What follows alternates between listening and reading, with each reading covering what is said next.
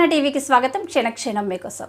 కవులు కళాకారులను ప్రోత్సహించడం ప్రభుత్వ బాధ్యత అన్నారు సీఎం రేవంత్ రెడ్డి. గ్రామీణ ప్రాంతాల కళాకారులను మరింత ప్రోత్సహిస్తామని చెప్పారు. అవార్డులతో మట్టిలో మాణిక్యాల ప్రతిభ వెలుగులోకి వస్తుందన్నారు. చప్పట్లు దుప్పట్లు కాదు, కళాకారులకు నగదు సాయం కూడా అందిస్తామని తెలిపారు. సీఎం ఒక్కో పద్మశ్రీ అవార్డు గ్రహీతకు 25 లక్షల ఆర్థిక సాయంతో పాటు పద్మశ్రీ కళాకారులకు నెలకు 25,000 పెన్షన్ అందిస్తామని ప్రకటించారు. సంప్రదాయాలు భాషను గౌరవించుకునే విషయంలో మనమంతా ఏకం కావాల్సిన అవసరం ఉందన్నారు. ఈ సందర్భంగా రేవంత్ రెడ్డి మాట్లాడుతూ వెంకయ్య నాయుడికి సన్మానం అంటే మనల్ని మనం సన్మానించుకోవడమేనని చెప్పారు.